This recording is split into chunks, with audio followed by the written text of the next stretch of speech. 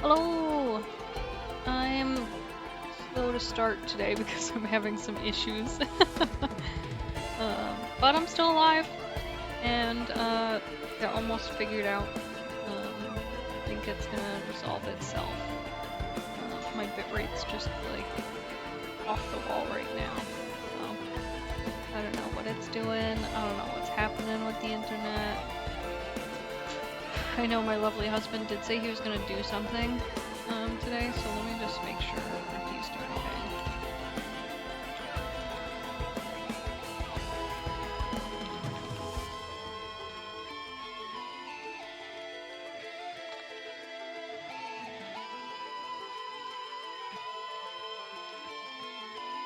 We're just chilling today, by the way. We're just gonna play some Risk of Rain, nothing super fancy. I'm not feeling great.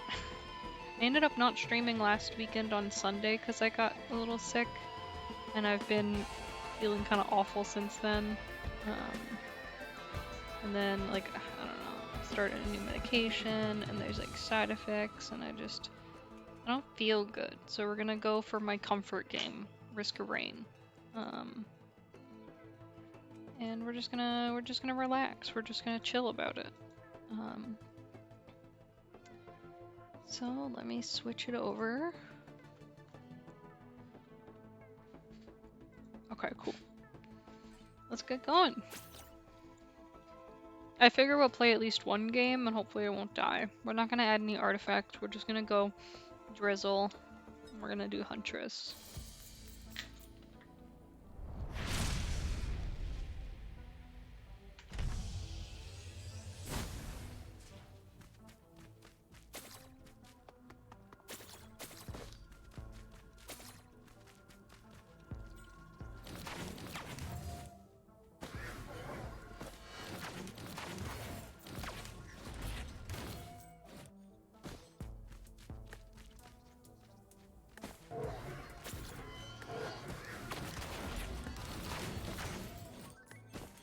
I'm so used to having double jump that I like feel like it should be there when it's definitely not. Sorry, just switching screens real quick. Yeah, I saw Connor and Mouse, Sea Dog VA, playing Risk of Rain. They were trying to play together. I felt so bad because they were having like connection issues and just like lots of difficulty. And like it seemed like they were enjoying the game when they could play it.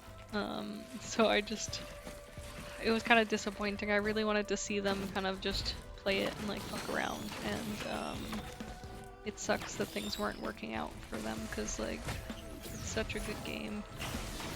I enjoy it so much that like I just want other people to be able to experience it and enjoy it.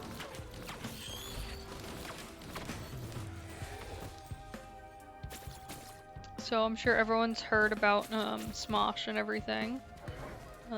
It's pretty exciting in my opinion. I've been I feel like I was born into the internet. I've like been a big part of the internet community, I guess you could say, for like a very, very long time. I had a computer before most of my friends had a computer.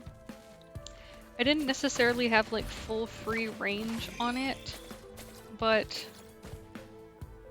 I like have an issue where like I have no confidence in myself, so like there are these moments where I'm kind of conflicted because like what I want to say is I'm smart when it comes to computers, and like I've been that way since I was young, but my brain's also like, nah, you ain't smart, bitch, you stupid. So like it's hard to like say it out loud sometimes. But anyways, but yeah, so I was good with computers when I was young.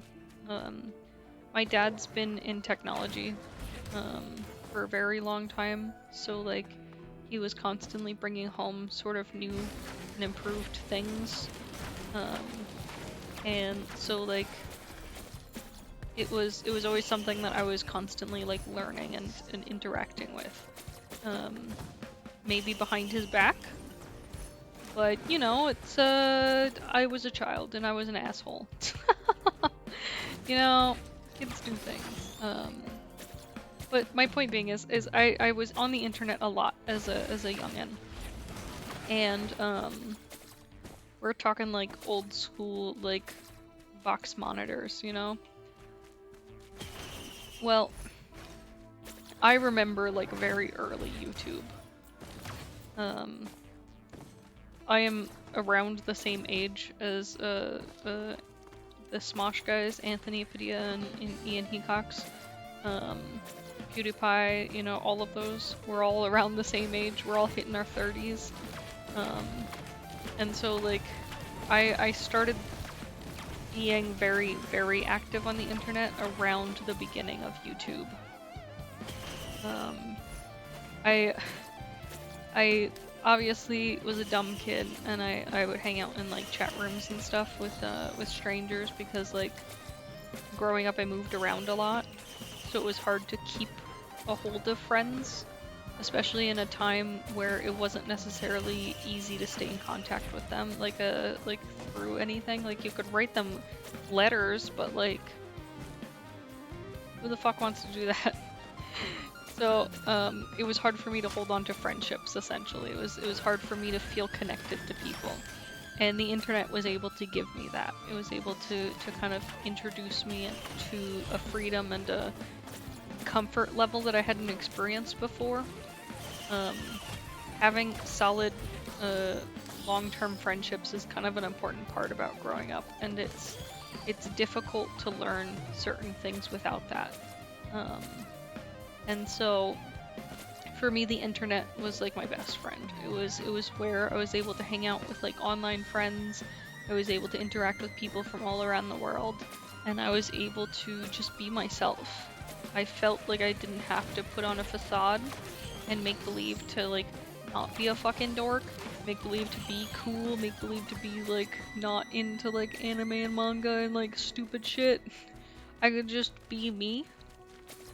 And like, if somebody didn't like it, then I just fucking block a bitch. I know it's like almost childish in a way, but like it felt like a freedom that I could have, you know, and that it was important to me.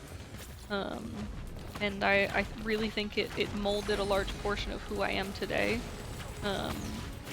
because of that, you know, that sort of flexibility of friendships, being able to cut people off when they're not good for me, and like understanding, you know, that is an option. Because I do feel like when you're around the same people all the time, you kind of feel forced into continuing relationships that aren't necessarily like good. Whether it be because they're toxic, they're dangerous, whatever the case being. You just end up feeling sort of locked into it. Like you can't leave because you're gonna have to see them every day and blah blah blah. But with the internet, that isn't there. You could go dark at any point. You could disappear and no one would know. And that sort of privateness, that ambiguity,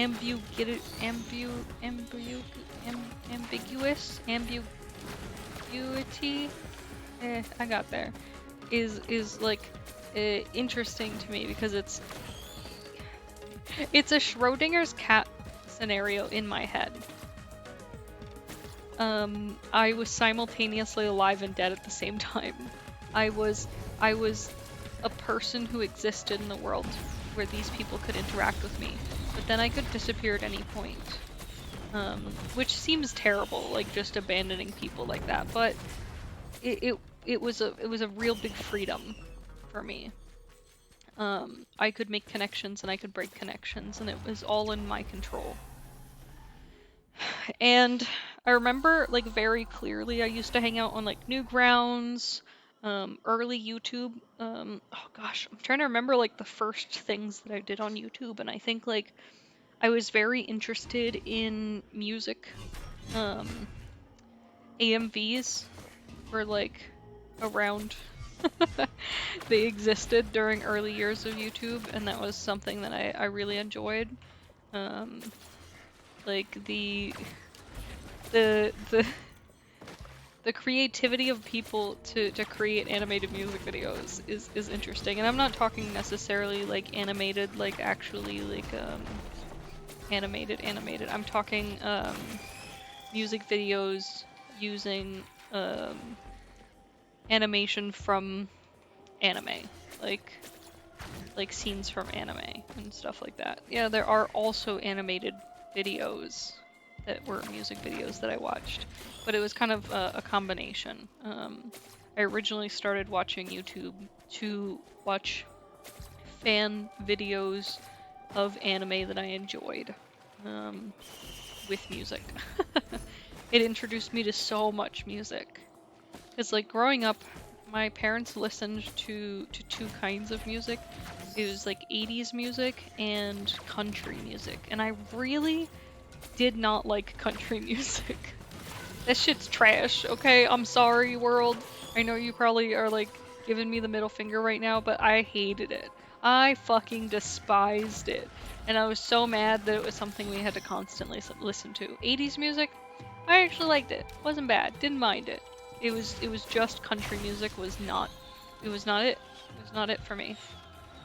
And so having YouTube kind of introduced me to this new world of like a variety of music. I remember it was around the same time that I started watching YouTube that I started watching MTV music videos every morning before school. I would put them on while I got ready. I would put it on TV because it wasn't like anything else. It was I put it on TV and I would listen to the music and I would watch the videos. Like I remember like there are certain videos that I remember so clearly that I could like replay the whole video in my head. Like like there's oh god, there's so many. I can't even like get started on like going over them. But it was one of the first ways that like I was able to sort of experience something outside of my bubble in the world too. Because like YouTube introduced me to a lot of variety. Yes, I had interacted with a lot of people who weren't necessarily in the United States prior to that, but I hadn't like actually experienced any of their culture or like their experiences, I guess you could say. So YouTube introduced me to a lot of that. I could see and like understand other people's point of view, their world in a way, how they saw the world. And it was so drastically different from like what I knew and had grown up with. And I think that I think I said it already, but I think that helped really make me a well-rounded person who's able to interact with a wide variety of people and fully understand them. I mean, well, okay, not fully. There are certain things that I don't necessarily agree with, but I understand the needs for them or the belief behind it within certain communities and cultures. Not that I agree with it again. I very much disagree with a lot of things that happen in the world, but it doesn't mean that it's something that I have to agree with, you know, like people will do different things, you know? People will always like have their own existence and decisions to make and you can't choose those for them. Even if you disagree or you don't like what they're doing. It's not your fucking shit. Like you gotta leave them alone. But anyways, yeah, it's I don't know. The internet really was a big part of my life. I don't know what it would be like if it had been different. That's a dumb statement. I don't know what it would be like if things were different. But what I mean is, I don't know who I would be if I hadn't been so deeply involved with the internet. The internet taught me to love music, it taught me to love art, it taught me to love animation, games, Flash games, where like fucking every day after school I would come home and play Flash games. I would get in trouble because I was not doing my homework because I would be fucking around with Flash games. It introduced me to like my first hentai Flash games, which is dumb, but I have a reason for bringing this up. I surprisingly learned a lot about like sexual health and like human bodies from horny games. Because like I said, I moved around a lot growing up, so like it wasn't there. I hate this, but not every school I went to believed in teaching sexual education or anything about that, I guess. Anything about bodies, anything about like sexual organs or like periods or any of that. And I remember like oh my gosh, when I first got my period, like I was the only reason I wasn't like super traumatized is because I knew that I could look into it on my own. That sounds dumb, but like, okay, imagine this. You're a girl. Wow, you're hot. No, I'm just kidding. I'm sorry. But no, imagine this. You're a girl, okay? You're like 13. And you go to the bathroom and there's just fucking blood everywhere. And you don't know why, because you were never taught in school what it meant. Your parents never spoke to you about it, and you think that you are dying. That's essentially the experience that a lot of children have when they reach that age, you know?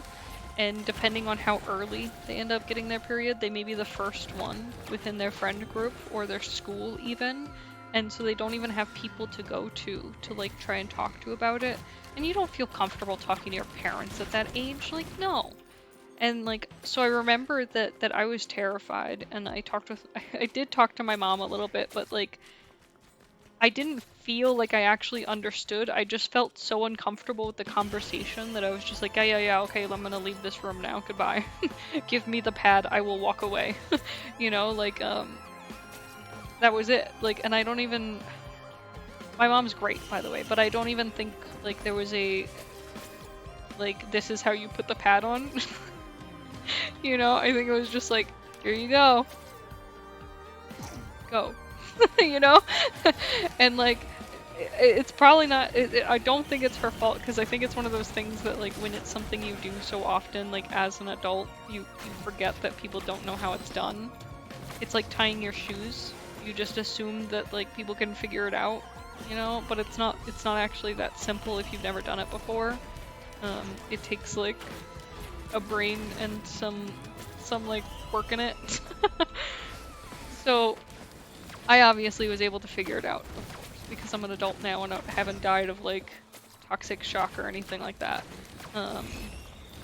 But it is something that like people just don't necessarily always talk about, and like I think that the internet for me was a person for me to ask.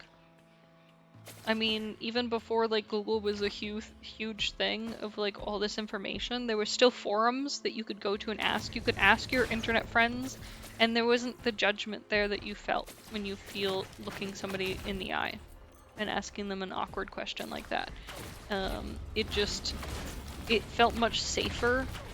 And then like, I don't know, you could also form your own opinions of it in a way. Because, I mean, I feel like when... I don't know how to explain it. I've seen TV shows that they portray like getting your period again, for example. They portray it as like a parent being like, oh my gosh, you've become an adult. Like suddenly magically you're an adult now. Wow, amazing. It's so beautiful. And you're just like, oh, I'm bleeding out. Oh, I'm dying. So like, that's what I mean by forming your own opinions about it. You can look at it and like look up the symptoms and side effects, and you can research like what happens when this happens. Why am I in such pain? Is my pain normal? Because like, that's a big thing too. Like, reading other people's experiences of pain, especially with your periods, is actually like super eye-opening, because there's a lot of times that like people are in much more pain they're in much more pain than they should be, but they do not know that it's abnormal. It's difficult because you'll have doctors just be like, oh well, you're on your period, you're gonna be in pain. But the thing is like, when normal period pain is a 3 and you're at like a 10 and you are unable to walk, like, there might be some other issues there. But, you know, it's hard to say, like, is my pain a normal level of pain? So reading people describing their pain and their difficulty with periods, like, oh, you know, I sometimes have like, I don't know, period shits or something, like, those things are things that people don't necessarily tell you about, but it happens. And so, like, you could go your life being like, is this abnormal? Am I abnormal? And just have no idea.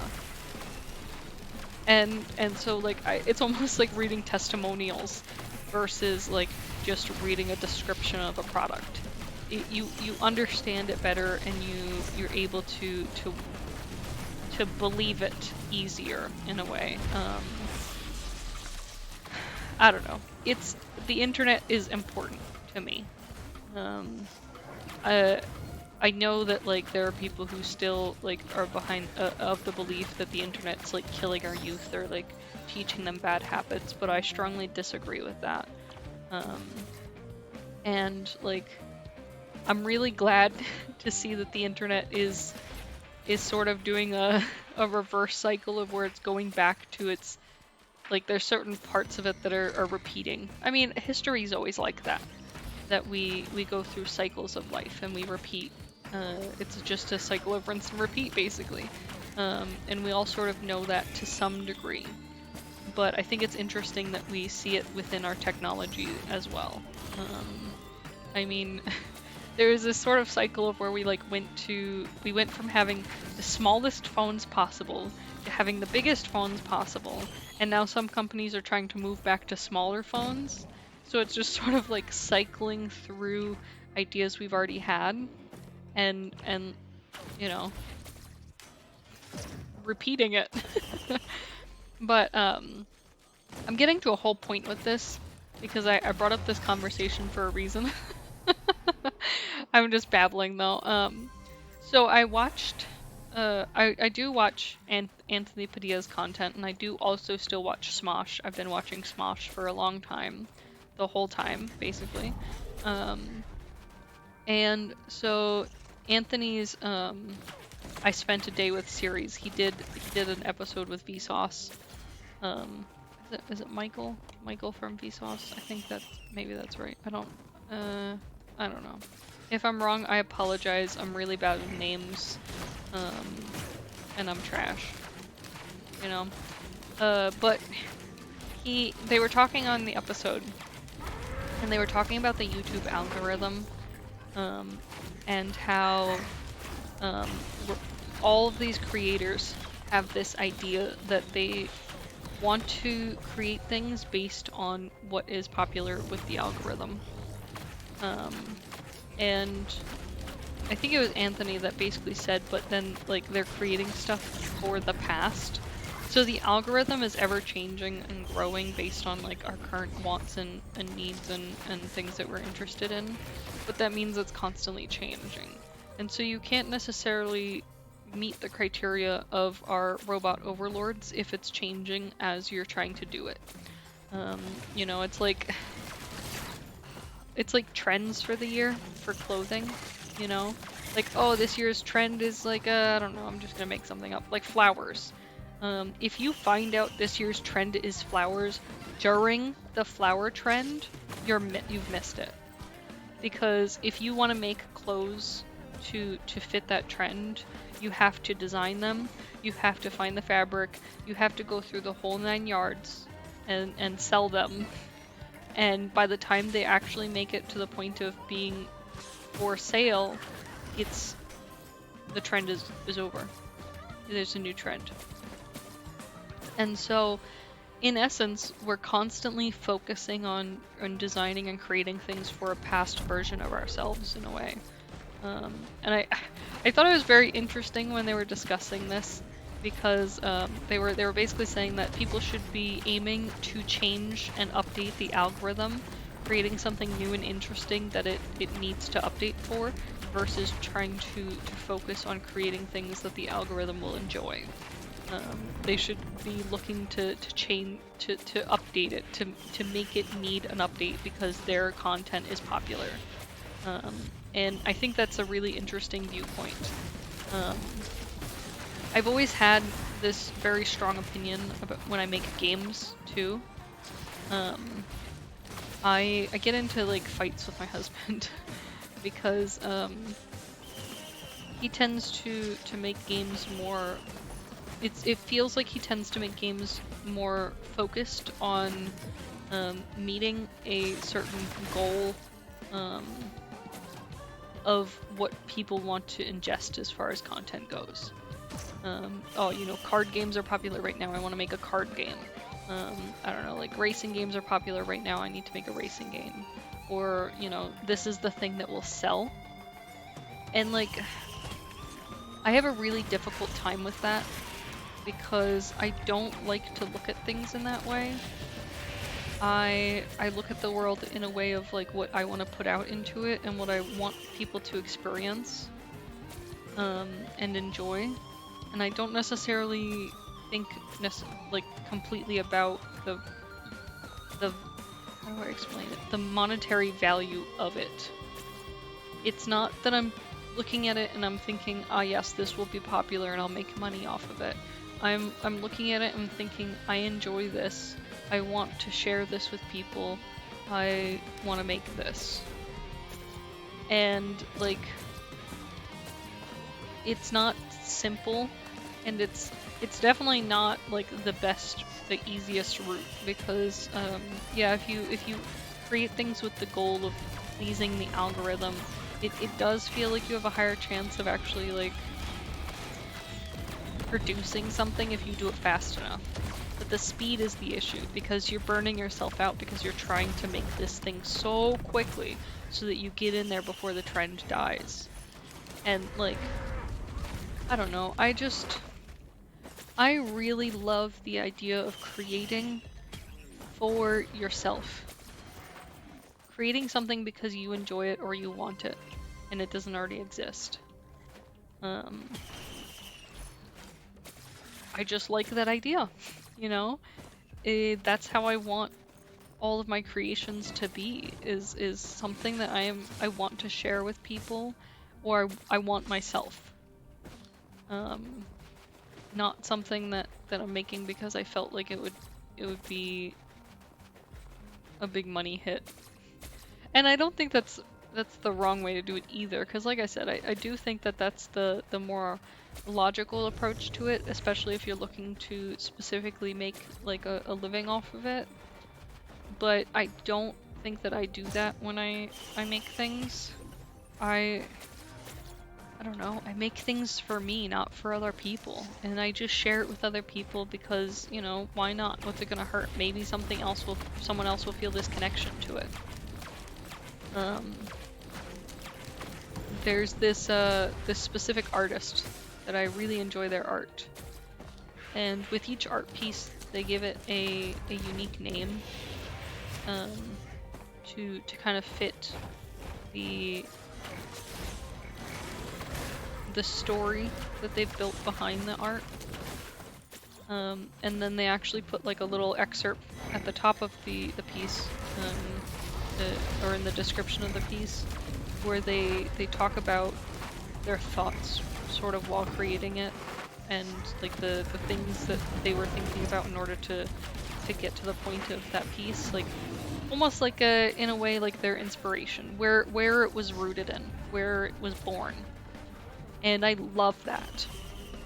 I feel this like deep connection with her work, or her, I'm sorry, I don't know their gender, their work, because it does feel so heartfelt and real.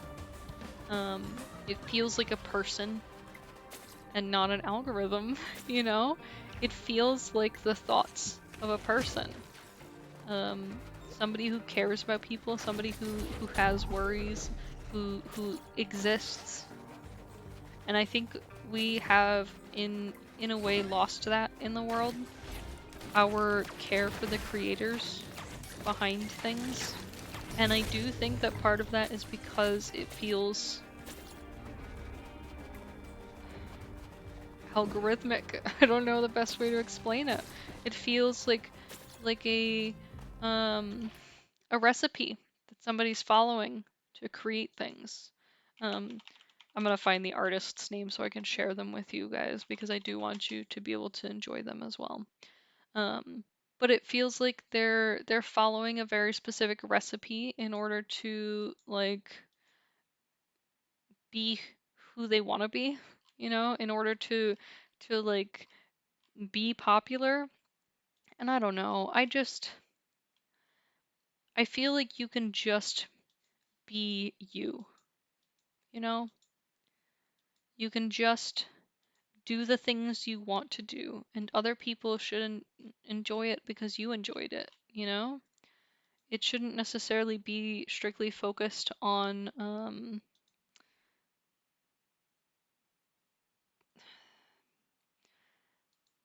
profit. I hate it because like I don't know how to like say it in a way that doesn't sound terrible. I feel like it comes off as me being like, ah, you're bad for wanting to make profits. And it's not that. It's not. It's you know, I'm more than happy to like see people profit off of their work and go somewhere. I just feel like I wish there was more heart in it, more thought that went into it, more care. Um and that it wasn't empty, I think is like how I want to word it. Because sometimes it does feel empty. It feels like work that somebody didn't enjoy making, or that they forced a smile in order to make it seem like they enjoyed it, but really they just despised it. It just feels hard to look at and say, yes, this is, you know, this is it.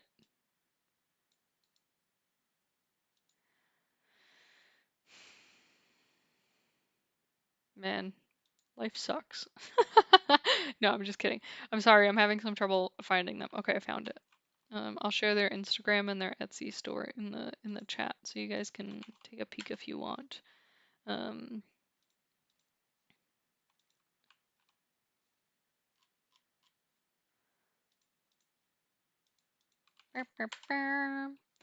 their username is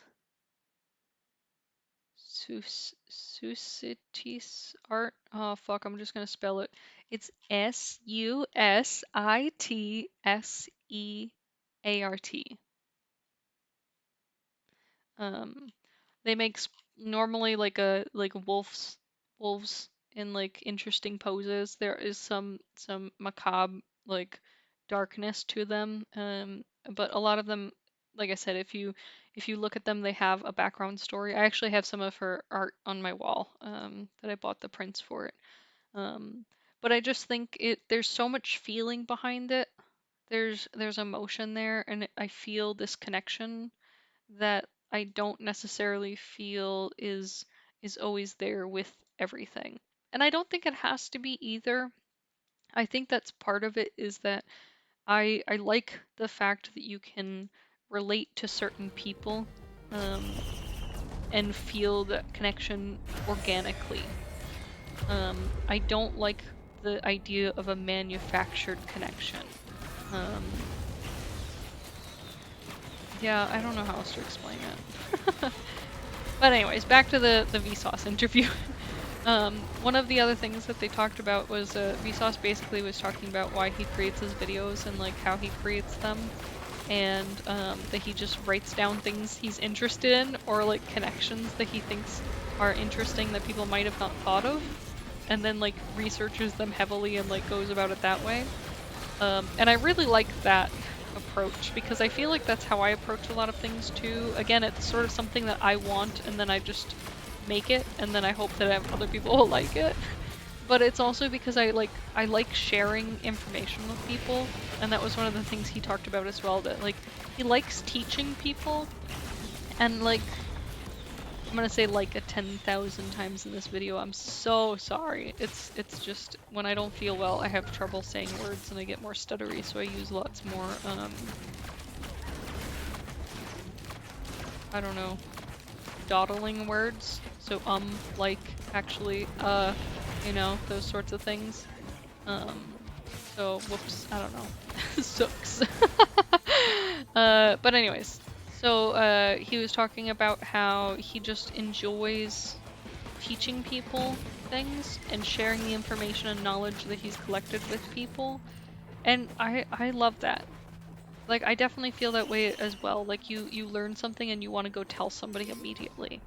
I think we've talked about dik-diks before. Dik-diks are a type of tiny antelope. Um, one of the first Discord bots that I made was a dik-dik bot. And dik-dik bot essentially, it had some simple commands of where it would like host, you could tell it in one channel what to say and it would say it in another channel. So you could use the bot to sort of troll people because they would think that the bot was sentient and you were just like typing in a secret channel. Um, that was just some nerd dork shit that I did. But anyways, the actual main use of the bot was I set it up so it gives you dik-dik facts. Just like facts about dik-diks. Like they pile their poop into like a big mountain. They mark their territory with tears. Like stuff like that. Like just really interesting like things that people have never heard of or thought about. And I love those things. You know, I love sharing that information. Like I remember when I first learned the scientific name of certain animals, I was so excited. I would go around and telling everyone. When I learned the word for not necessarily nocturnal, but animals that are active during dusk and dawn, crepuscular. I was so excited to go around and tell everyone about crepuscular animals and how they're so cool and how people are stupid and they don't know that possums and chinchillas are actually crepuscular and not fucking nocturnal, that's incorrect information you were provided. Let me tell you the truth. So like that kind of stuff is just so fun to me. I just enjoy it. Like, not, how do I explain this? It's not a like I'm right and you're wrong thing. That's not it. It's just the intense sheer excitement of being able to share with someone else information that I find interesting and exciting. Because I don't care about being right. Like, I've never really been the type of person who's like overly competitive or aggressive as far as being correct about things. Like, I don't care. I'm wrong fucking constantly. I make tons of mistakes. Oh, like I'm about to die. But I'm okay with those things. Die, please, thank you. Jesus, I thought I was gonna for sure eat shit. But like, I've always, well, okay, not always. In more recent years, I've been much more okay with the idea of making mistakes at like work, for example. Which sounds dumb because like you don't want to mess up at work because you're afraid you'll get fired, right? I used to really strongly focus on that idea and that concept that like if you made any mistakes, you're just garbage and you're gonna get fired. But it really fucked me up to think about things in that way. It just, the anxiety that it caused was abnormal. It was much worse than what I should have been experiencing as a standard like daily anxiety. And I remember when I was laid off from a job. Well, I say it's laid off, but literally like they just fired me out of the blue. They said it was I don't remember what the word is. It's in car accidents you call it a no fault state. I don't remember what it's called for jobs. It's basically where they can fire you at will. I think it's at will. Yeah, that's the word. It's at will. It's an at will state. And so they just they I'm opening some candy. That's why I paused it. It's just like they came to me. They called me into the office one day, and then they were like, "Yeah, we're letting you go." And I was like, "Did I do something wrong?" And they were like, "We're letting you go," and just didn't give me any information. And I was really affected by this. Like, this caused like a couple years long depression because of this idea in my head that I must have done something wrong and they fired me because I did something wrong. But over the years, as I worked different jobs and I did different things, I kind of realized that like it's not the end of the world to fuck up something. And any company that tells you it is shitty. They're just assholes, okay? The thing is like we learn from our mistakes. That's one of the amazing parts of people. We learn after we mess up things. And then we don't ever fuck up again. No, I'm just kidding. We sometimes still fuck it up later. But we do our best to take that information, store it in our heads, and recall it later on when we need it. You know, when we want to think about it, when we're doing something related to it. We do our best to remember these things that we've messed up. And so, in my opinion, messing things up, fucking up, is a really important part of the learning process. I mean, no one's perfect at everything immediately, you know? Like, that's unrealistic. Like, no one's gonna like immediately get it right off the bat. There's a learning curve. And then even after you're like, let's say, considered an expert at something, like that's a title that someone else put upon you. You know? Like, does it actually make you an expert? Debatable. Is it bad to not be an expert? No. Is it bad to say you're an expert and you're perfect and that you'll never get anything incorrect? Yes. Absolutely. Because that's impossible. I don't know, fucking up's just part of life. People should be okay with that. At least that's how I feel about it. Maybe it's just because I fuck up a lot. Who knows? But I had to learn that. It didn't come naturally, and it wasn't something that was taught to me either. I had to teach myself, and I had to try to feel okay with it. And, you know, I'm glad I did. Oh, this candy tastes like shit. Oh! Ugh! Fuck! Okay, so I bought these Sprite Tic Tacs.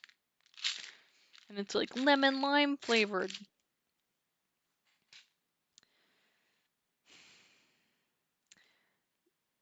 They're just lime. They're just lime flavored. I don't like lime. I don't like lime. I like Sprite. Because I feel like the ratio, man, the ratio of lemon to lime is just perfect. Well, like that shit fucking trash. Awful. There's one monster around here. Where are you at? Oh, you're hiding. I had to wash it down with like something that didn't taste like garbage. What was I babbling about this time?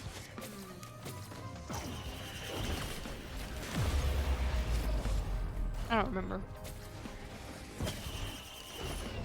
Well, I know I had vaguely brought up teaching. I like teaching people things that I learn, but I don't want to be a teacher. I think that's a big defining, like, distinction too. There's a very big difference between teaching somebody who is interested and somebody who is not. And I think that, like, schools are kind of a spot where people are not interested, you know? Maybe college is less like that. Who knows? I could tell you my classes were not less like that. It depends on the subject. It also depended on the teacher. But like, I don't know that I'd want to necessarily be a teacher as far as like a school teacher goes. But I really like how Vsauce does it, how Hank Green does it. You know, like this teaching by discussion thing. I like that. I'm gonna pause it again. That like lime is like stuck in my throat. Ugh.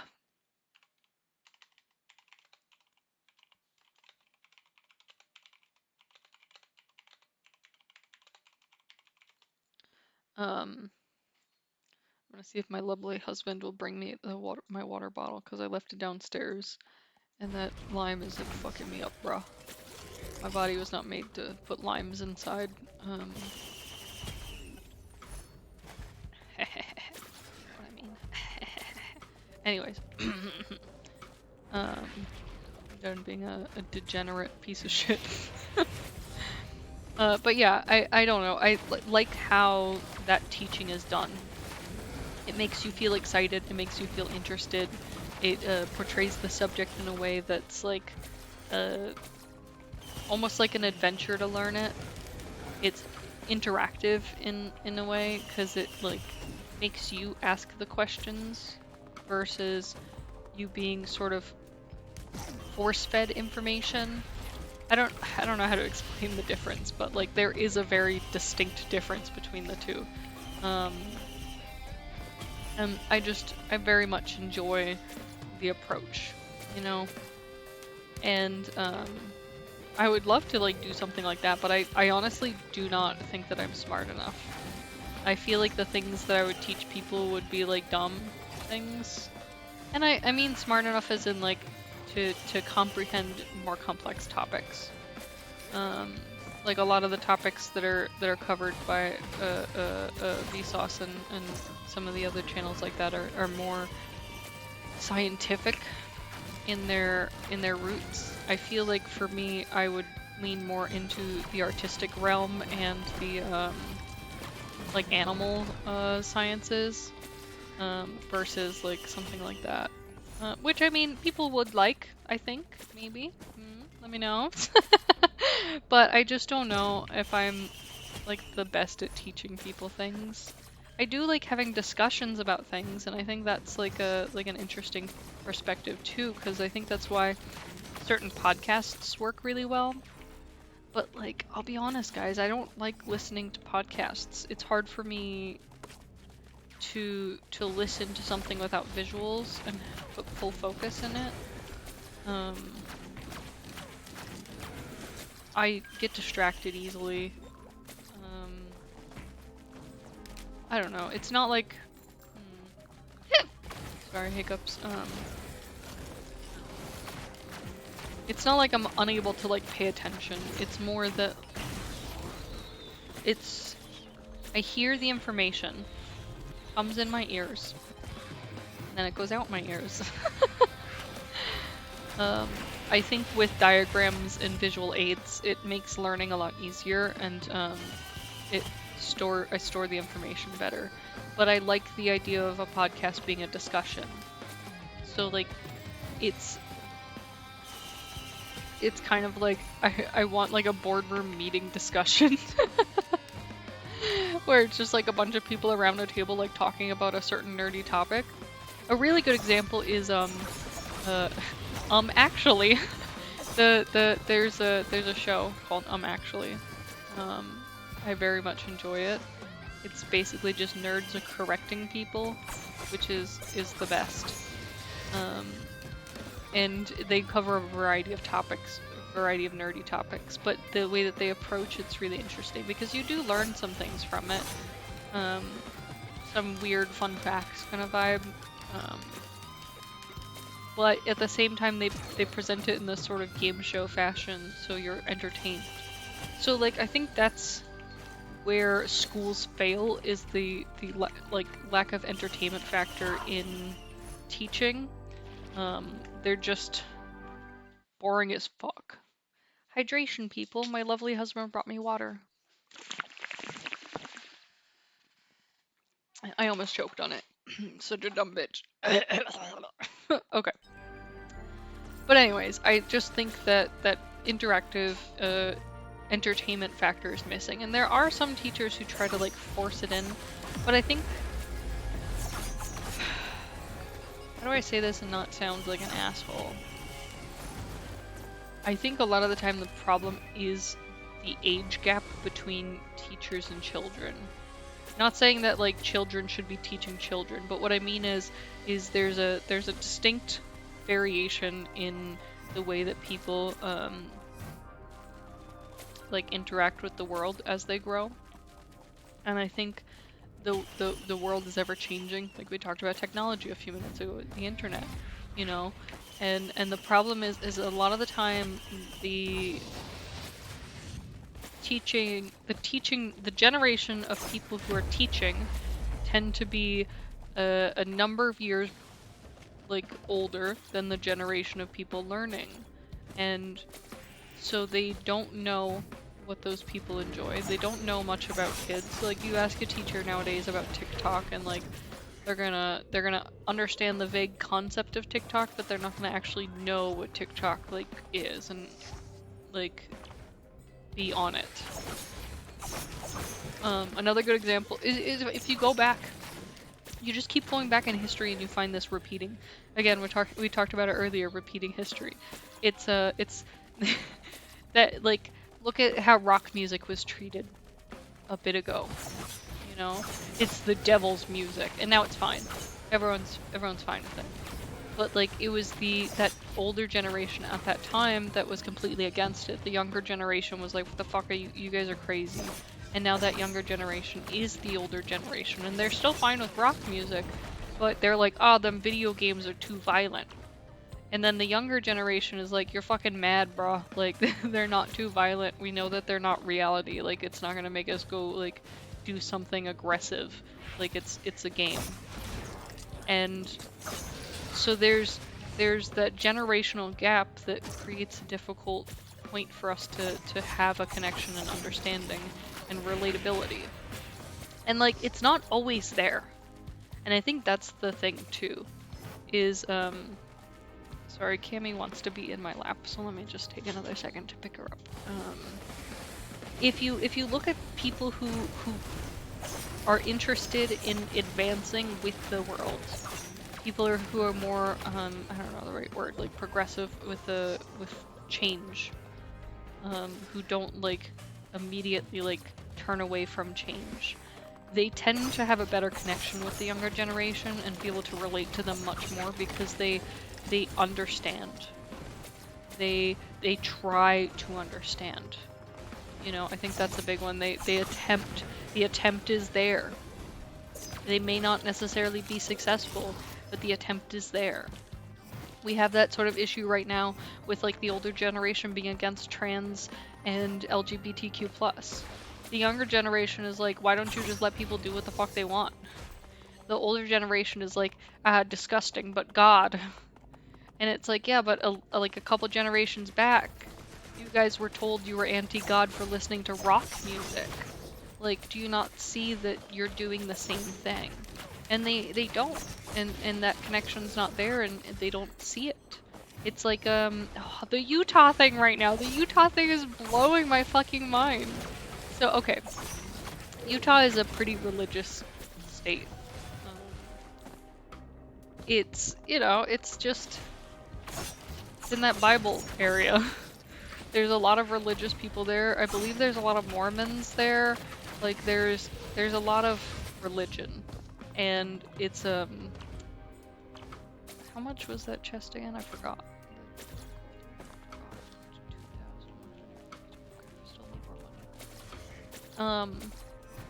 It's a pretty religious state basically. And in being so religious, they tend to be more conservative of their opinions and viewpoints on certain things. And in recent years, they have been banning books. Any book that mentions anything like LGBTQ+, anything sexual, anything about sexual health or medical health as far as like sexual organs, like they are just like no, vaginas and dicks do not exist. um, there's no such thing as the gays, and it's like disgusting to like listen to these people. But my point being is they've been banning all these books, like the pieces of shit they are. And I guess like a parent had gone. So the reason they're banning them from schools and stuff. The reason they were banning them is because of like sexual content or whatever. I don't fucking know, some bullshit ass excuse that they use to get rid of like LGBTQ plus stuff. But anyways, and so a parent came and complained that the Bible was like worse than some of the books they had banned, so the Bible needs to be banned. Which, like, they're not fucking wrong. The Bible has some really traumatic, like, horrifying shit in it. Like, it really does. And so like, I guess they agreed. They were like, yeah, I mean, you're fucking right. Let's ban the Bible. And so the Bible got banned. But then, like, everyone and their fucking mother on the more conservative side was like, how dare you? How dare you? God, you banned God from our schools. What is wrong with you? Oh, and like they're just pissed about it. But like they don't see that they're doing the same thing. They don't see it as, okay, well, yeah, you banned the books that we like approve of. Like they're like, this is against our religious beliefs, this is taking away our freedom of speech. And it's like, yeah, exactly what you just did to the LGBTQIA plus like community. But they don't see that hypocrisy. It's blind. They're blind to it. And so like, I think that's part of the problem is like, there's people have this inability to acknowledge that the world is ever changing and that opinions and beliefs will ever be changing. The things that we see as normal today won't be in 10, 20 years. Hell, 2 years, 5 years. There's no telling. Because we're evolving. We're changing, we're growing, we're learning, we're advancing. And that means that people need to change and advance with the world. Like, you can't just fucking assume that, like, everything's gonna stay the same. You can't treat it like everything's gonna stay the same. You have to be realistic about the idea that things will be different. Look at children. They grow every year. Wow. They're ever changing. You know, like it's the same sort of concept. We're basically not acknowledging the truth. We're focusing on things that we believe like in that moment in the past. It's like, again, the almost the algorithm argument. The algorithm is the past because it's the things that were previously people were interested in. So when you're focusing on creating things for the algorithm, you are focusing on the past when you should be focusing on what the future trends and popular things are going to be. Or trying to build those future trends and popular things. I don't know, I've been like babbling and ranting for a bit. I hope that everyone's having fun and enjoying my rant. But like, you know, it's fine if you aren't. I know there's like nobody here anyways. It's probably just me listening to myself and my creator dashboard, so it's okay. But I don't know. I think, again, back to the teaching thing. If the people teaching in our schools were able to grow and advance with kids, I think that the connection would be there to allow them to actually be able to teach well. And for kids to want to learn it. I feel like because the connection's missing and it's almost not relatable, it's impossible for kids to want to be in school and enjoy learning. That's just my stance on it. I also don't have children of my own, but I'll tell you what, I was a child once, so like I have I have some opinion in this game. um, ooh, should we fuck it up? Let's fuck it up. But yeah, I don't know. I want the world to be better, and I want people to feel like they can learn things. I think that learning is one of the things that I find most enjoyable, but I also don't want to learn what somebody's like forcing down my throat. I want to learn things that I'm interested in, or things that somebody else is very excited and interested in. Because, you know, like, I don't know, people talk about like what's attractive in a person, and like a lot of people are always focusing on like, oh, their looks, blah blah, whatever, fucking bullshit. But every once in a while you hear somebody who'd be like, oh, I like their brain, or I like how they enjoy this. And I think that's what we're missing too. It's like we're focusing so much on like visuals of people that like we miss out on their great personality traits. Because I'm an ugly bitch, but me and my husband are very happy, and I'm glad he gave me a chance even though I'm an ugly bitch. So, you know, it's just...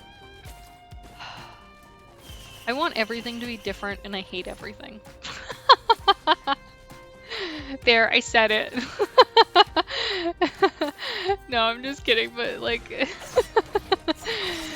I do think that I would enjoy the world a little bit better. My husband also sent me a YouTube channel that he's been talking about forever. And it's a guy who just like shits on urban planning and stuff, and how the cities in the United States are set up to like not be well designed. We had like started talking about it because I was telling him about a video that I had watched where this person was talking about how lonely Gen Z kids are. And how people just don't realize that they're like fucking the saddest kids ever, and it's awful. But like it's hard because when I was young, it wasn't that long ago, but when I was young, we could go outside and kind of like not necessarily roam the neighborhood, but like we could be outside the front of our house and like hang out and feel okay about it. And like my mom would like check in on us every once in a while, but we could be out there on our own, you know? And over the years, even before like when I was younger, you know, it's been a growing concern of like predators and dangers of like leaving your kids outside or letting your kids like free roam. And then it's also been a thing of like, okay, well now kids are little fucking shit bags that they're like destroying stuff and doing bad things. And it's like, where are we going wrong? Is it the fact that like parents are punishing their children less because they like don't actually know how to parent? Or is it, or parent without abusing, you know what I'm trying to say. They don't know how to parent their children properly with like good reinforcement. Not that I know, I don't have any kids, but you know, I have dogs, which are the same thing. But like, is it that's like building up this like world of kids that are fucking wild little assholes who think they can get away with whatever they want because they never got in trouble? Like, is that part of the problem? Is it that you know, kids like didn't get to hang out with friends and like experience like being little assholes in a more productive way of like building tree houses and like riding your bicycles? Was it that? You know, like where did things change so drastically from like, I don't know, 40 years ago, 50 years ago, 60 years ago, 30 years ago, you know? And like, are these changes bad or are they good? And like, where do we find a balance point? I think it's all kind of difficult because it's like a lot of speculation, a lot of guessing, and not actual like concrete facts or evidence to provide. So that's kind of a hard thing to like do comparisons and say like, oh, the world was safer back then. Like, I don't know, there was a lot of serial killers and shit around. Was it safer? Or did like we just close our blinders because we didn't have the ability to spread information in the way that we do currently? You know, we didn't have the internet to give you immediate access to let you know that there's a killer in your neighborhood. Like, there was a murder down the street. Like, we don't have the neighborhood watch that calls everyone and their mother to let them know that, like, there's a weird car driving around, and it turns out it's just your uncle, like, waiting to pick you up at the bus stop, but they think he's some kind of weird predator because they've never seen his car before, and they've told the whole neighborhood that there's a rapist on the loose now. You know, we don't have that ability to, like, spread this fucking bullshit, like, across the board. So is that the difference? Is it that, like, we didn't previously have access to that, like, web of knowledge?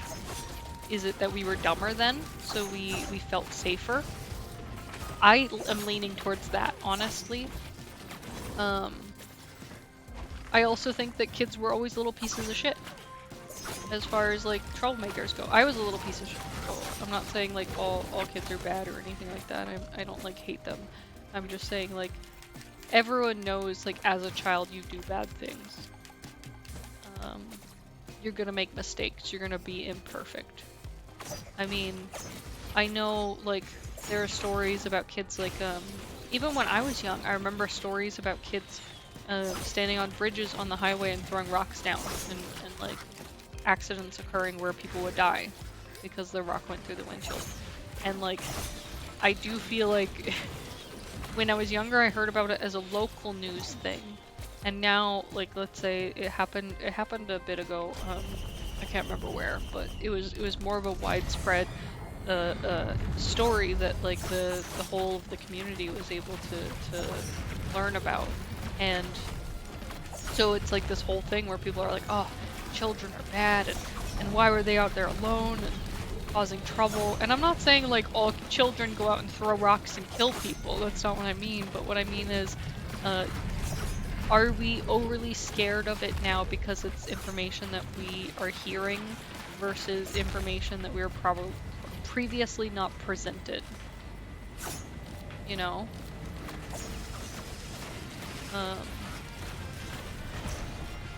Because if you don't know about something, you can't be scared of it. You know? If you know about something, then obviously you're going to be scared of it. So is that the difference? It's hard to say. I think it is. But, you know, I'm also just an idiot behind a computer screen. So who's to say if I know anything at all? But yeah, I don't know. I think that we just need to learn how to grow with the world.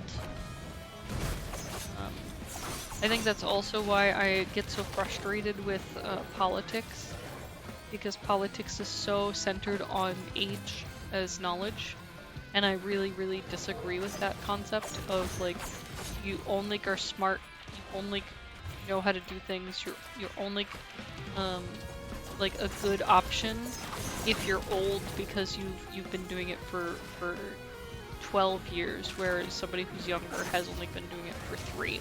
Regardless of if they're better at it, they're smarter, they worked harder. Like, that doesn't matter, you're too young. I strongly disagree with that, and I think that's why we're stuck in this situation with all these old farts deciding to, like, take away women's rights. Like, it's fucked up because, you know, like, we can't force them out because we don't really have the power. And the people who do have the power don't necessarily support us, because they're also white old men. Except Bernie Sanders, that man's a hero.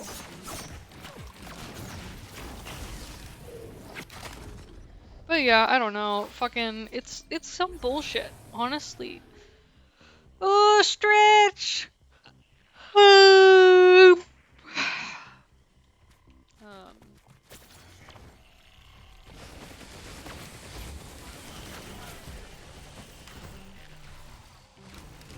I hope that one day things change for the better in a way that I approve of. That sounds like so spoiled. But I just want I don't know. I want guns to go away. Just generally, fuck off. That would be cool. I really dislike guns. I think they're scary and they're only meant for killing. I think that if you want to do something like hunting, there should be a rental property, like a rental facility of where you can rent guns and hunt on the property. Essentially like manufactured hunting in a way. But I feel like that would not satisfy people's needs because they want the wildness that comes with hunting something that's outside. I don't know. I don't know much about like hunting, honestly, but like I don't want to necessarily take away people's enjoyment of certain things. I do know that there are people who do sustainable hunting. They do it in a safe, healthy way, and it is good for the nature in the area to be hunted sustainably, because it opens up the door for new growth and reduces its like pressure on our ecosystem. For example, if there's too many deer, it can create problems in a region because they eat all of the all of the plant life and leave none for the other animals, and it can cause a problem. So like it is important for us to essentially like cull the herd a bit, like not necessarily clean it up, but like get rid of some in order to make sure that there's space for the new ones coming in and that overpopulation doesn't occur, and that there's it's not causing a detriment to the environment in the area. So like I don't disagree with hunting completely. Like I understand why people want to do it. I don't like doing it. I would not do it. I should clarify. I have not. I will not. But I don't necessarily think it's something that should be taken away completely, which is why I think that like I have a difficult time with deciding like how I feel like guns should be handled. I don't think that people should have guns in their home as like an everyday carry sort of thing. I think that's absurd. I think it's dangerous, and I think people get killed that way. And when you do the math, yes, it's true, like, I don't know, people can get killed by a toaster oven. Yes, okay, but like, when I think about how many accidental deaths have occurred of children due to a weapon in the home being improperly secured, it's a really high number. And then if we think about the number of deaths related to domestic violence, it's also a very high number. Like, from what I would prefer to see it at, which is 0. But like, I just feel like we're taking unnecessary risks in the name of freedom. And I feel like, I know people are gonna be like, oh, well, that's what the Constitution's for, like, blah, blah, blah, freedom, America. But like, what happened to just having a fucking baseball bat to defend yourself? Oh yes, I know what happened. The problem is that bad guys started carrying guns. So we felt that we needed to carry guns to protect ourselves from the bad guys who are carrying guns. Well, where did the bad guys get guns? From the same places the good guys get guns. Yeah, they can also buy them illegally on the street and shit like that, and yes, that won't completely stop. But like, I don't know, it's like, for me it's like saying, this guy's gonna set your house on fire, so in order to protect yourself, I want you to set his house on fire. Like, I don't know, there's just something about the idea of taking a person's life purposefully that hurts me deeply in my heart, regardless if they're trying to harm you or not. I feel uncomfortable with the idea of people being okay with just killing someone. But I'm also not for the death penalty. So like, I know I have a difference of opinion to some people. I don't know. It's hard to say.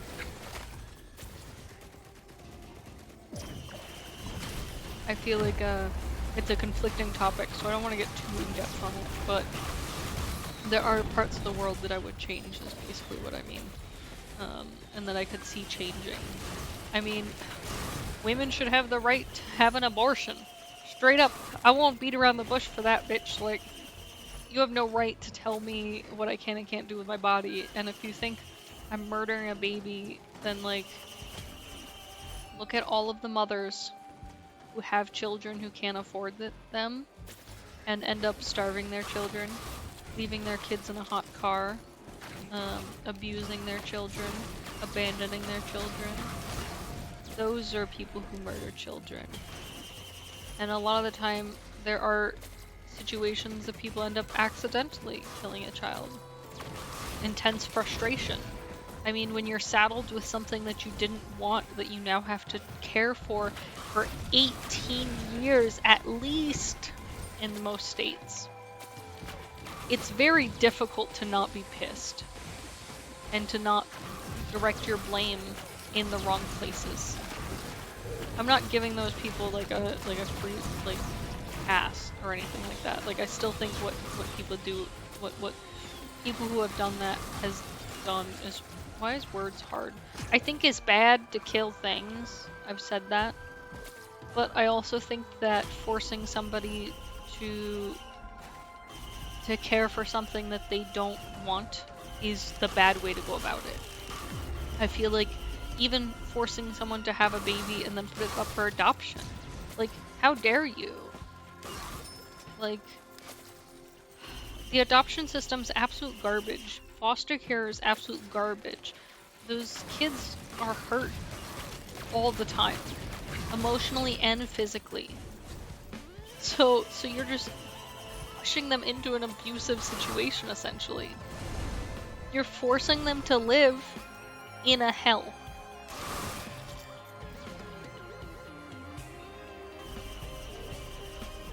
It's hard for me to like understand people who think that way, who think solely based on like the basics in a way. They don't think about the whole picture of a situation. I've had this conversation with people before, that for me, I've experienced this situation where I feel like there's two types of people. There's people who plan things, and there's people who just figure it out. The people who plan things try to think about situations and what might happen, even if they don't like fully dig into it. You know, they at least think about it a little and try to figure out like what works best for them, or what's gonna be best in that situation, or something like that. They think about the whole picture. The people who just figure it out, just fucking figure it out. They're like, I want to go to the beach. I'm gonna just go. I didn't think about parking. I don't know. I'll figure it out. I didn't think about bringing a bathing suit. I don't know. There's probably a store. I'll figure it out. Like, it's much more free-form, I guess you could say, which I am not. I wouldn't say I'm like an extreme planner, but I do prefer to have plans, and I get anxious when things aren't planned out, because I feel like I want to think about every possibility. I'm this way when I code too. When I think about how to write my code, I try to think about every possible solution and every possible failure. And that works well for me. You know, I get paid pretty okay. But it's kind of like that mindset of focusing on every possible failure that I was getting at is you know, I don't remember what I was getting at actually. I'm pretty sure that's what I was referencing, but I don't remember what I was saying before. I'm garbage. Sorry guys, I'm dumb.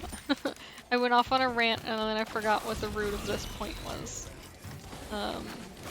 I know it had to do specifically with pointing out that the two different types of people and that planning is different than not planning.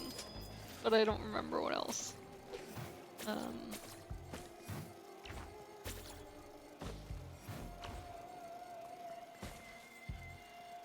I think it was when I was talking about having kids. I mean, having something unplanned is just, it can lead to a lot of trouble. You're unprepared, you don't know how things are gonna go. It can lead to a lot of anxiety and, you know, frustrations. And then like, yeah, I remember what I was getting at. I knew if I talked about it a little, I would figure it out. I feel like the people who are focused on abortion is bad are those will figure it out people. They're like, you'll figure it out. You'll figure out how to pay for a child. Oh, hey V, how's it doing? How's it going? Sorry, how's it doing? Is that a thing? I don't know, man. But anyways, the people who like are against abortion are the type who are just like, we'll figure it out. We'll make it work. And that's not necessarily always a super realistic way to view things. I think that the people who are for abortion are much more of the mindset of planning and making decisions in a responsible manner. You know, if they're not currently capable of paying for the needs of a child, then they wouldn't have a child. And accidents happen and mistakes happen, and like sometimes there's also situations where like it was originally a good idea, but then something horrible came up, like oh nice. I think window cleaning's very relaxing. But anyways, I mean, like there was a friend of mine years back. It was somebody I worked with that she was pregnant and she got diagnosed with cancer. She was really early on in her pregnancy and she had to make the decision of like, do I start treatment for my cancer and lose the baby, or do I have to get an abortion? Like, do I just wait and hope that the cancer doesn't progress and have the child? And like that's a decision that's not necessarily easy, and I feel like everyone assumes that when they're talking about abortion they're just referring to like somebody who's like fucking everyone, just like completely irresponsibly, just like jizz everywhere, just like a whole ass mess, and they're like, ha, you should take your punishment. You know, you brought this life into the world, now you need to take care of it. But like, that's not how it fucking works. The people who do that are the people who like put their kid up for adoption or abandon them or abuse them. Like, they're the people who mistreat them. So like, why would you want to force them to mistreat a child, essentially? You're like setting them up to like be a piece of shit. And like, let's say you do agree, okay, like I said, the child should go into foster care. Again, foster care in a way is just as abusive and shitty. Like, they're bounced from house to house, not having a real family, not being properly cared for, not being given attention and love in the way that a child should be. So like, I don't know, is that really fair? Oh yeah, I've been streaming for about an hour and 30 minutes or so, and I've been babbling the whole time. It's been crazy. Talked about a lot of stuff. I talked about Vsauce, Smosh, the internet, and how it affected my life growing up. I talked about periods. It was a wide variety. Oh, I've been streaming for a long time, as far as like 27 months. I'm such a dumb bitch. I'm so embarrassed, I need to pause. Congrats on being subscribed for 27 months. I'm so stupid.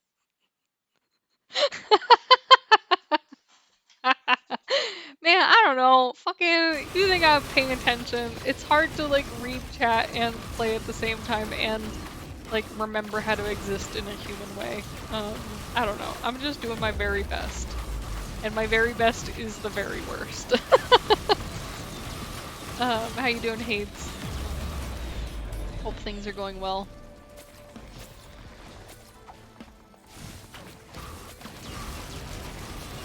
Yeah, you doing? Yeah, I feel that. I had jujitsu this morning. I got a shower and everything, and like I had walked the dogs in the morning, and I was like, man, it's muggy as hell outside. And I knew it was supposed to rain today, but like I forgot how humid it was gonna be, and oh my god, I'm just sweating balls all day. It's been rough.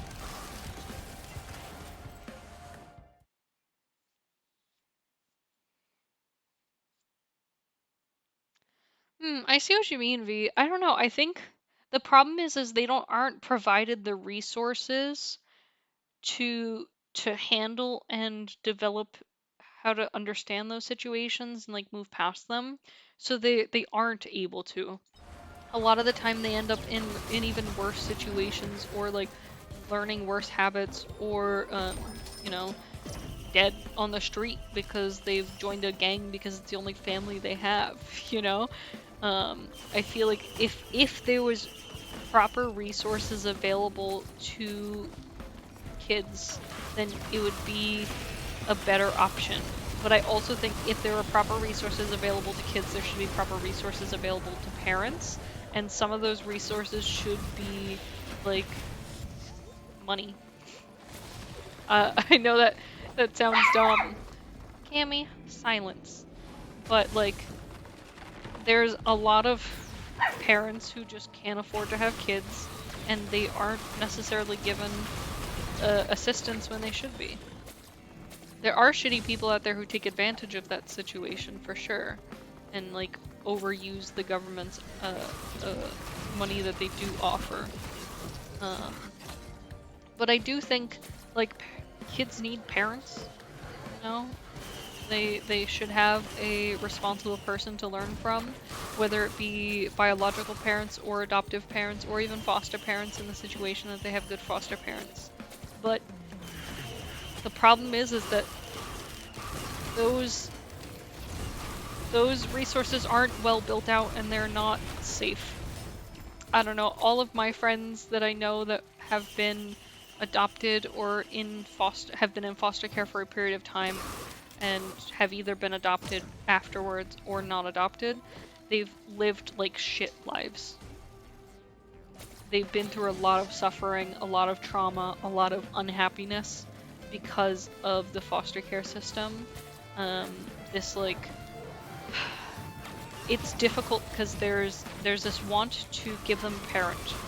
As I said, like kids need parents. There's this want to give them a parent, but there's this like idea that it needs to be their parent, their like biological parent, and I don't agree with that.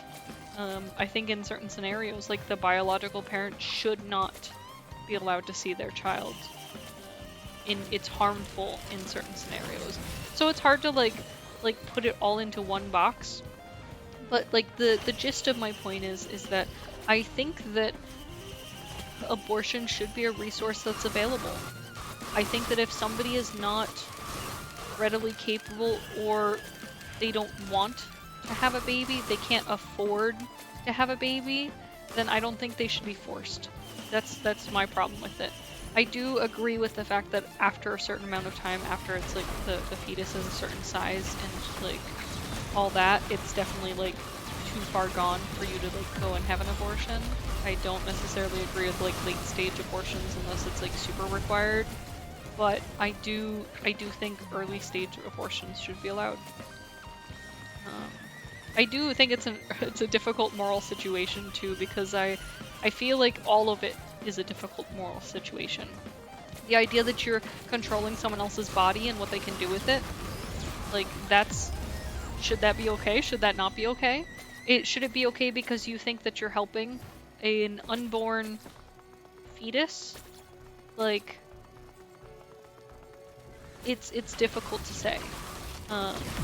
I just think that there's so many factors in a person's life that it shouldn't be as cut and dry as yes or no, you are not allowed to do this. And I just also don't think that it should be an outside person's decision. Like, you're not the party that will have to handle that child for 18 years. You're not the party who's going to pay all their bills. You're not going to pay for them to go to school. You're not going to pay for their clothing, their food. You're not going to pay for them to have a room to live in. You're not going to pay for them to have a home. You're not going to pay for them to have a roof over their head, for them to have hot water, for them to have food, for them to have medical needs, doctor appointments, all of those things, vaccinations, medical care for when they're sick. You know, like there's a lot of factors involved with having a child, and like the problem is if you want to force somebody to have a child when they want to have an abortion, then I think that you need to be ready to pay up. And I do think it's every person's decision. I think that, like, you know, there are situations where foster care has worked out. I just think that, like, the system's not necessarily set up in a great way, and a lot of children end up physically, sexually, mentally abused. And I think in the end, a lot of them feel like it would be better off if they were dead. A lot of them end up with suicidal thoughts and depression and mental health issues. And, you know, it's difficult to like make that decision of what's right and wrong. But I think it shouldn't be forced on anyone. I think that's like my strong stance on it, is that you shouldn't be forcing somebody to have a child that they cannot have. They are not ready for, they do not want. Because you're just setting that child up to be unhappy. You're just setting that child up to be not cared for properly. But, you know, I think it's up to a person, like, at the time. I just don't think that it should be like this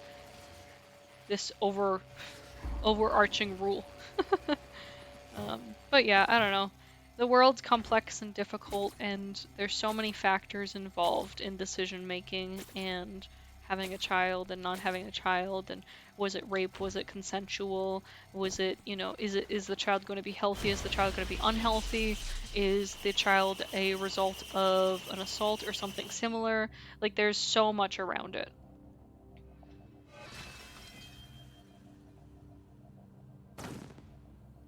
Yeah, it's hard, B. Like, there's a lot involved, and it does differ depending on where you're living. Where you're living, like what your status is. You know, if you feel capable of something like that, if you have a home to live in. Like, the thing is a lot of the time we're talking about people who are disadvantaged in some way. You know, we're talking about people who are getting an abortion because they're too young, people who are getting an abortion because they are homeless, people who are getting an abortion because they were assaulted. Like, we're not talking about like a perfect happy couple who have a home and have good jobs that are going to like get pregnant and then like have an abortion. Like, I think that's like a rare off case that never happens. Like, we're talking about like people who want an abortion because they know that it's for them the right thing to do. Um, but I also don't think that's the case for everyone. It's a person's opinion on like how they want to do it. But yeah, I don't know. I'll say it again. I don't think people should be forced to have children if they do not want them. If they made a mistake, I think they should have an option to handle it, whether it be abortion or foster care or adoption. I think that is up to the person who is pregnant and their partner to decide. And if their partner's not in the picture, then it's up to them as a sole person. I do not think white old men in the government offices should be the ones forcing them to have children and then not providing them with assistance as far as food assistance, housing assistance, job assistance, childcare assistance, all of those. Um, but yeah, I could babble for years, but we're done here, guys. I've played my game. I'm tired. I started the stream with saying this, but I'm not feeling well. I'm very exhausted, and I started a new medication. I'm experiencing some side effects of intense fatigue, so I'm very sleepy. So it's not going to be a super long stream today. So we're stopping at about an hour and 35-ish minutes, 38 minutes. I don't know how to math. But yeah, I thank you guys for chilling with me. It's been fun. I have been babbling a lot. I'm sorry. I know I feel bad because Hades and V, I know you guys just joined and I'm like, bye! But I was already going to end once we finished that level, so it's not because of you. I'm glad to have you here and having a conversation with me, but I'm very tired, so hopefully I will stream tomorrow as long as I'm feeling up to it.